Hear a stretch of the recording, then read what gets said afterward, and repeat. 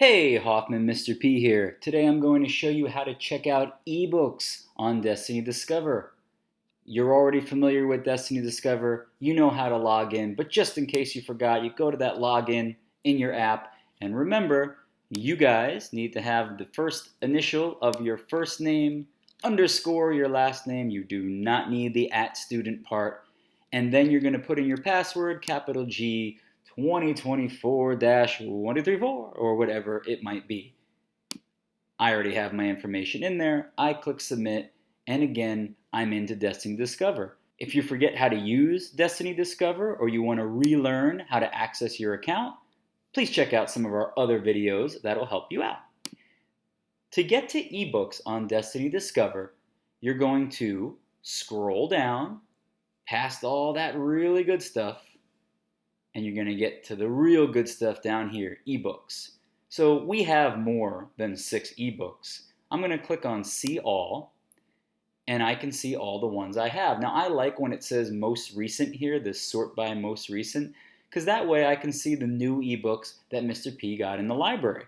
Now good news, this is not the most current edition. We just bought, thanks to the PTA, about 200 new eBooks that are on their way to you. So you are about to have some awesome, awesome, awesome stuff ready to read on your iPad. I can't wait. I'm so excited. Thank you to the PTA.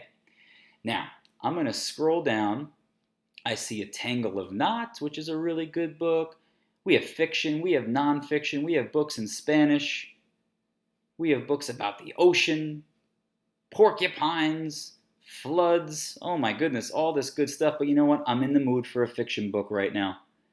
It's late at night. I really want to read a good fiction book, and I don't know about you, but I love The Wild Robot by Peter Brown. I love The Wild Robot Escapes by Peter Brown. I've met Peter Brown 3 times. He actually lived in the town next to me when I lived in New Jersey. I think we might have played Little League together. I'm going to click on The Wild Robot, and I have a couple of different options here. I can either open it, check it out, or I can favorite it. Now favorite it means, hey, I want to read this another time, I don't want to do it right now, and it kind of keeps a list for you, which is really, really nice. But if I click on open, I can actually start reading the book right on my iPad, which is pretty cool. Now all you have to do is put your finger right on the side, and you can start flipping the page. Now you can do it either by clicking on Begin Reading, Table of Contents if that's helpful to you. Let's say you know you started at chapter 1 and you got all the way to chapter 24, and then you want to know, ooh, I really like chapter 25, the egg. I mean, I could start right there if I wanted to. But let's say I want to go back to the title page. I can just click right up here where I did, this menu button right here, and I can go back to title page. And you know what? I'm actually just going to start from the beginning.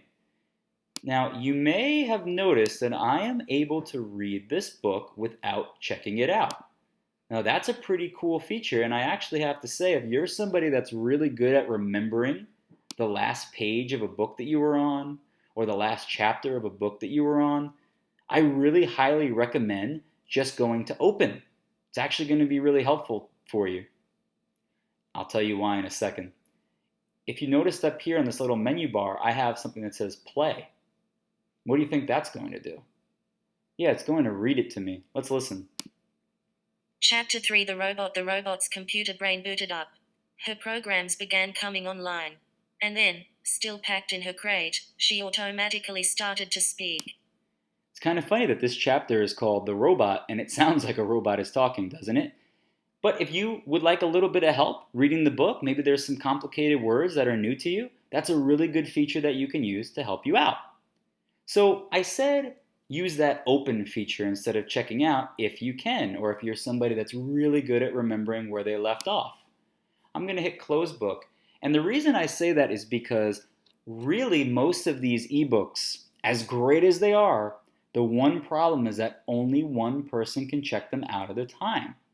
So if I click check out, you notice it says the title has been checked out to me. So I wonder where it is. See, right now I don't know where it is, and if you look, this changed. it says 0 of 1 available. Before it said 1 of 1 available. Now it says out. But where do I go to read it? Yeah, you're right. I have to go all the way back to the beginning, to that main page on the iPad, and go to these 3 little bars.